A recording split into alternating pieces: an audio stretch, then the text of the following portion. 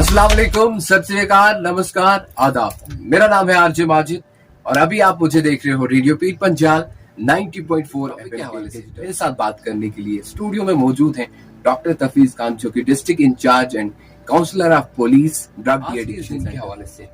Drug abuse ये क्यों मनाते हैं हम इंटरनेशनल? सर, सबसे पहले जो एक लॉ पास हुआ था 1987 में, उसमें ये था कि क्योंकि इसका जो इलीगल जो था वो काफी चल रहा था, उसके हवाले से ये हर साल जो है वो मनाया जाता है। 26 जून को एक लॉ निकला था कि हर साल आपको 26 जून को इसको सेलिब्रेट करना है, और उसका मकसद ही यही था कि लोगों को अवेयर करना। क्योंकि जो हमारा इसमें ये है कि हर एक यूथ को इस चीज का पता होना चाहिए ड्रग्स के बारे में, कि ये ड्रग्स होते क्या है, उसका साइड इफेक्ट क्या है, अगर हम उसको एज ए मेडिसिन लेते हैं तो क्या अफेक्ट होता है हमारी बॉडी पे, और अगर इनकेस हम उसको थोड़ा सा उसके बगैर आगे लेना स्टार्ट करते हैं तो उसका साइड इफेक्ट क्या है। तो इस केस में क्योंकि जो यूथ को इन्वॉल्व करते हैं हम, हर साल पूरे स्कूल्स में हर मतलब ऑल ओवर द वर्ल्ड इस चीज को सेलिब्रेट किया जाता है, और यूथ के बीच में इस चीजों का साइड इफेक्ट्स क्या है उसके ऊपर डिस्कस किया जाता है। क्योंकि यूथ जो है हमारे बैकबोन है हमारी सोसाइटी का, क्योंकि अगर किसी देश को आगे बढ़ाना है तो यूथ उसमें स्ट्रांग होना चाहिए, तो इसलिए हर साल सेलिब्रेट किया जाता है। ऑलराइट मैम, आपने यूथ की बात की, देखा गया कि ड्रग्स में ज्यादा जो यंग जनरेशन ही इन्वॉल्व होती है, उसका रीजन क्या है? सर, यंग जनरेशन फ्रैंकली एक बात बताऊं, क्योंकि यंग जनरेशन जो है वो एक्सपेरिमेंट बहुत करती है। राइट। ठीक है, क्योंकि हम भी जब छोटे थे तो हम भी यही कोशिश करते थे कि फॉर एग्जांपल जो बड़ा कर रहे हैं हम उसी नई चीजों को एक्सपेरिमेंट करने का, तो हम भी उसी चीज को इन्वॉल्व करें। अगर बाय द वे शायद आपने किया हो या नहीं किया हो, हमारे घर में भी ऐसे ही होता था कि अगर किसी ने सिगरेट पी रहा है कोई, तो हम भी एक छोटे से वो कागज की बत्तियां सी बना के हम भी ट्राई करते थे धुआं निकालने की, या फिर विंटर्स में अगर होता था हमारे मुंह से धुआं निकलता था, हम ट्राई करते थे वो धुआं कितने दूर तक जा रहा है। तो वही जो चीज है वो जो एक्सपेरिमेंट का होता है, वो एक्सपेरिमेंट आज का यूथ भी कर रहे हैं। हम वो एक्सपेरिमेंट करते थे कि मतलब उसका साइड इफेक्ट नहीं होता था, हमें पता नहीं था, कभी डांट पड़ी कभी मार पड़ी तो हमने उस चीज को छोड़ दिया। लेकिन जो आज का यूथ है उसमें ये है कि वो एक्सपेरिमेंट करता है कि आज हमने इसको ट्राई किया, हम कल छोड़ देंगे, लेकिन ऐसा होता नहीं है। तो वो इस बीच एडिक्ट हो जाते हैं, इस बीच वो एडिक्शन की तरफ चले जाते हैं, क्योंकि जो भी पेडलर्स हैं वो उस चीज का फायदा उठाते हैं। क्योंकि जो भी पेडलर है उसको ये बात बोलेगा कि अगर आप बाइक एक बार ट्राई करोगे कुछ नहीं होता, ट्राई करो ठीक हो जाओगे। क्योंकि पेडलर्स को उनका पता होता है, वीक पॉइंट पता होता है कि कहाँ पे निशाना लगाना है और इसको कैसे वो करना है। फर्स्ट टाइमिंग तो वो उसको देते ही हैं, फ्री ऑफ कॉस्ट देंगे ट्राई करने के लिए, बाद में फिर एडिक्शन की तरफ जाएगा तो उसके बाद तो फिर डेफिनेटली लेगा अपने पैसों से। बिल्कुल मैम, क्या बच्चे ये शौकिया तौर पे करते हैं या उनमें कोई डिप्रेशन होता है या कुछ और चीज होती है, जैसे कि वो डिप्रेस थे या वो किसी एंजाइटी के शिकार थे? क्या रीजन क्या होता है, बेसिक रीजन ड्रग्स स्टूडेंट्स क्यों लेते हैं, हालांकि उनको पता होता है कि ये जानलेवा है, इससे हमारी जान भी जा सकती है, फिर भी कुछ चंद मिनट के प्लेजर के लिए?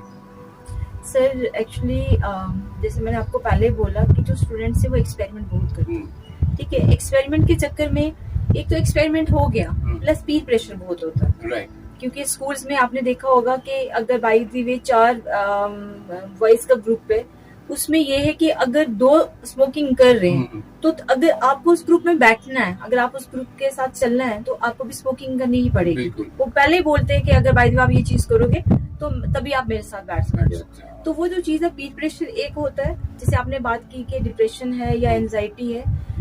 एक जो आजकल ट्रेंड चल रहा है जो घोड़े की रेस वाला, कि मार्क्स आने चाहिए। बिल्कुल, जो पेरेंट्स का है कि नहीं तुझे डॉक्टर ही बनना है, तुझे इंजीनियर ही बनना है, तुझे हमने जो बोलना है हम तेरे भले के लिए बोल रहे हैं, हमें वही चीज करनी है। पेरेंट्स एक चीज भूल जाता है कि मेरा बच्चे की कैपेबिलिटी कितनी है। ठीक है, मेरा बच्चा कहाँ तक जा सकता है और क्या कर सकता है। अपने बच्चे का IQ लेवल देखें, उसके बाद ही बच्चे पे प्रेशराइज करें। देखो, क्या पता आपका बच्चा सिंगर बनना चाहता हो, क्या पता आपका बच्चा डांसर बनना चाहता हो, क्या पता आपका बच्चा टीचर बनना चाहता हो। क्योंकि बहुत सारे बच्चे मतलब टीचर से भी इंस्पायर होते हैं उस चीज के लिए कि मुझे टीचर बनना है, अपने टीचर के कैसे बनना है। लेकिन वो जो चीज होती है ना, वो भी छोड़ो, जो 90% 98% की रेस जो चल रही है, उस केसेस में भी क्या होता है कि बच्चे को पता है कि घर जाके मुझे डांट पड़ेगी, अगर मुझे मार्क्स कम आ गए तो मुझे डांट पड़ेगी, तो मुझे ये चीज करनी है। तो उस चीज में क्या होगा कि बच्चा डिप्रेशन में जाएगा, स्ट्रेस में जाएगा, और स्ट्रेस से निकलने के लिए बच्चा क्या करता है, स्मोकिंग की तरफ आता है। और स्मोकिंग के 90% चांसेस बन जाते हैं कि वो जो बच्चा जो है वो ड्रग्स, इलीगल जो ड्रग्स है उनकी तरफ आएगा ही आएगा। बिल्कुल बेसिक जो शुरुआत होती है वो स्मोकिंग से होती है और उसके बाद जाके वो बड़ी बड़ी चीजें करना स्टार्ट करते हैं। मैम एक और बीइंग ए काउंसलर, आप जैसे काउंसलर हैं, उन पेरेंट्स को आपने जैसे ओवरबर्डन कहा, पेरेंट्स उम्मीद लगाते हैं, एक्स्ट्रा उम्मीद के, जो अगर आपने कहा कि आईक्यू लेवल अपने बच्चों का चेक करें तो उसी हिसाब से हमें बच्चों को ये जो दबाव देना चाहिए कि हमें सबसे पहले पता होना चाहिए हमारा बच्चा कैसा है। उन पेरेंट्स के लिए भी काउंसलर आपकी मैसेज क्या रहेगी? उन पेरेंट्स के लिए देखो, माँ से बेटर जज कोई नहीं हो सकता, क्योंकि एज ए पेरेंट्स आपको पता है कि मेरा बच्चा क्या कर सकता है, ठीक है, मेरा बच्चा कहाँ तक जा सकता है। तो यही है कि आप अपने बच्चे को जज करके बच्चे के साथ एक फ्रेंडली इन्वायरमेंट रखें और बच्चे को देखें कि आपका बच्चा कितना कर सकता है, उसी के अकॉर्डिंग उस पर प्रेशराइज हो। ये नहीं है बच्चे को आप समझाओ, क्योंकि आजकल असल में आपको एक बात बताऊं कि जैसे दोनों पेरेंट्स वर्किंग है, बच्चों के लिए बिल्कुल टाइम नहीं है पेरेंट्स के पास। तो उस केस में क्या होता है कि बच्चा जो है वो, जैसे पहले टाइमिंग पे जॉइंट फैमिलीज होती थी हमारी, हम अगर फादर मदर से बात नहीं की हमने, हम अपने चाचू से बात करते थे, अपने बुआ से बात करते थे, या किसी रिलेटिव से बात करते थे, और डेफिनेटली वो हमें अच्छी गाइड करते थे। लेकिन आज के टाइमिंग पे जैसे न्यूक्लियर फैमिलीज हैं, तो उस केसेस में एक मदर फादर है, वो भी वर्किंग है, बाहर चले जाते हैं, बच्चा जो है जो अपनी फीलिंग्स है वो किसी के साथ शेयर नहीं करता, और वो जो चीज है ना वो बाहर जाके शेयर करेगा, या तो किसी फ्रेंड्स के साथ करेगा या किसी और के साथ करेगा। अगर उसने किसी अच्छी सोसाइटी में अपनी चीजें शेयर की तो डेफिनेटली वो एक अच्छा गाइड करेगा उसको कि आपको ऐसे करना है, ऐसे करना है। लेकिन अगर वो किसी गलत उसमें पड़ गया तो इसका मतलब वो डेफिनेटली गलत रास्ते की तरफ चला जाएगा। और एज ए मदर मैं आपको एक बात बताऊं कि बच्चे को आप अच्छे से जज कर सकते हो।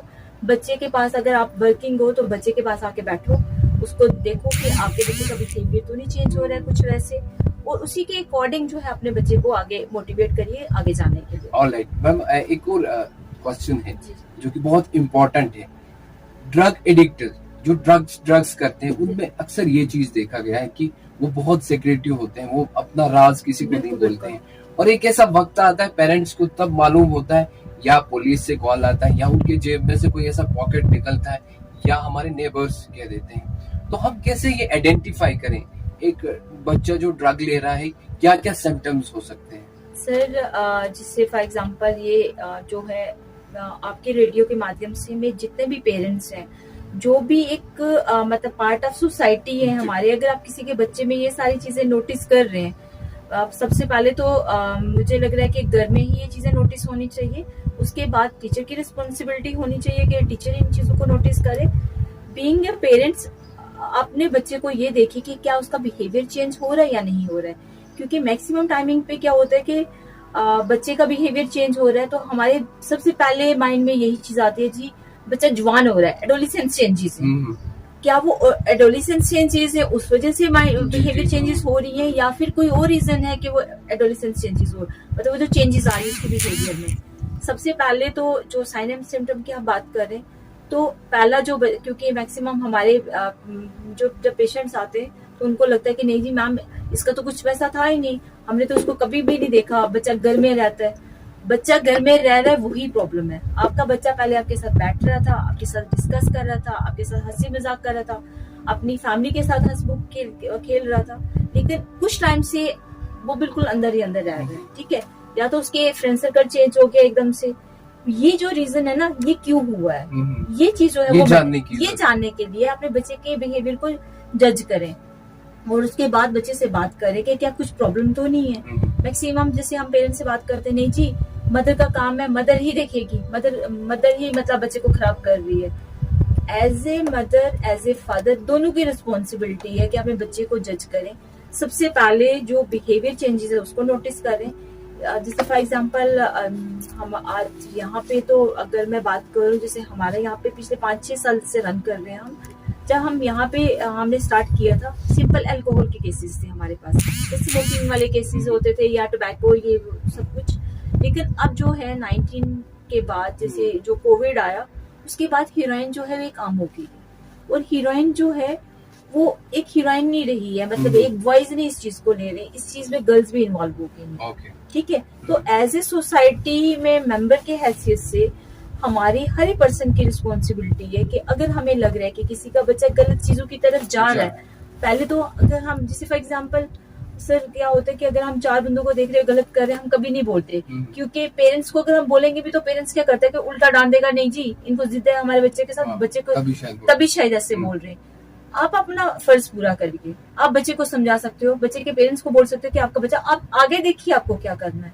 लेकिन अगर बाय द वे जैसे फॉर एग्जांपल स्पीच में प्रॉब्लम आ गई है, आपके पास बच्चा खड़ा हुआ है, बच्चे को पता ही नहीं है कि वो क्या बोल रहा है, ठीक है, सलाइवा निकल रहा है मुंह से, आंखें एकदम से बाहर की तरफ फटी हुई हैं, तो इसका मतलब कि वो कुछ गलत करके आया हो, ठीक है। और जैसे फॉर एग्जांपल आप इंजेक्टेबल जैसे आती है हीरोइन, जब इंजेक्टेबल आएगा तो उसपे तो पता चल जाएगा कि बच्चे ने इंजेक्शन लिया, क्योंकि आप उसको चेक कर सकते हो। लेकिन जैसे चेज वाला ऑप्शन आता है, चेज में आप किसी को पहचान नहीं सकते इसने कुछ नशा किया है या फिर वैसे ही है, उस केसेस में उसकी मतलब जो स्पीच है ना उस पर प्रॉब्लम आ जाएगी, ठीक है, उसके आंखों का कलर चेंज हो जाएगा, वो बार बार पानी पिएगा, वो वहां से आप जज कर सकते हो अपने बच्चे को। मैम और एक चीज मैं जानना चाहूंगा, अगर कोई बच्चा इस चीज में आ गया, ड्रग्स ले रहा है, तो क्या वो सही ट्रैक पे आ सकता है, पहले जैसी लाइफ वो गुजार सकता है, या उसकी जिंदगी में कुछ फर्क आएगा, दरहम बरहम होगी उसकी लाइफ, या वो पहले जैसा बन जाएगा? और drug de addiction centre, being a counsellor, drug de addiction centre ऐसे बच्चों पे कैसे काम करता है? सर जैसे बात कर रहे हैं हम, अगर ड्रग एडिक्ट्स की बात कर रहे हैं, ये एक बीमारी है, ये पैदा होते हुए हमारे साथ नहीं आई थी, ठीक है, बच्चा एक गलत ट्रैक की तरफ चला गया, उस वजह से उसको वो हुआ है। तो यहाँ पे रिस्पॉन्सिबिलिटी जैसे मैक्सिमम हमारे पास जैसे पेशेंट आते हैं, ठीक होते हैं, उसके बाद घर वापस जाएंगे, 2-3 महीने बिल्कुल ठीक रहते हैं, लेकिन 4 महीने के बाद, 5 महीने के बाद वो फिर से रिलैप्स में आ जाते हैं। तो ये है कि अगर बाय द वे एडिक्ट्स है कोई, तो ये पेरेंट्स को ये सोच के चलना है।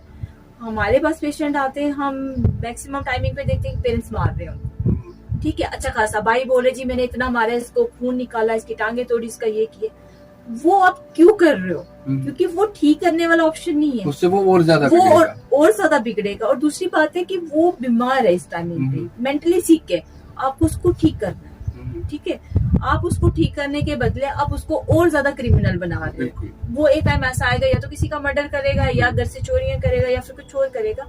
तो जो ड्रग एडिक्ट्स हैं, जैसे फॉर एग्जांपल आपने उसका ट्रीटमेंट करवाना है, तो एज ए काउंसलर जैसे हम इनिशिएटिव लेते हैं कि हम हर स्कूल में जाके प्रोग्राम करते हैं, हम रेडियोस पे भी आते हैं इवन, और मतलब हम अवेयर करते हैं बच्चों को। तो मुझे लगता है कि बच्चों को भी अवेयर करने से पहले हमारी रिस्पॉन्सिबिलिटी है कि हम पेरेंट्स को भी काउंसल करें, और ये रिस्पॉन्सिबिलिटी एक हमारी नहीं है, मुझे लगता है स्कूल के हर स्टाफ की है कि पेरेंट्स पहले बच्चे को जज करके पेरेंट्स को भी काउंसल करे कि आपके बच्चे की कमी कहाँ पे है, आपको कहाँ पे काम करना है। तो जो ड्रग एडिक्ट्स हैं, हम उनको वापस, आपका क्या है कि क्या वो वापस ट्रैक पे आ सकते हैं या नहीं, उसमें ये है कि अगर by the way patient recover हो के आ गया, तो रिस्पॉन्सिबिलिटी स्टार्ट हो जाती है फैमिली की, सोसाइटी की रिस्पॉन्सिबिलिटी स्टार्ट हो जाती है।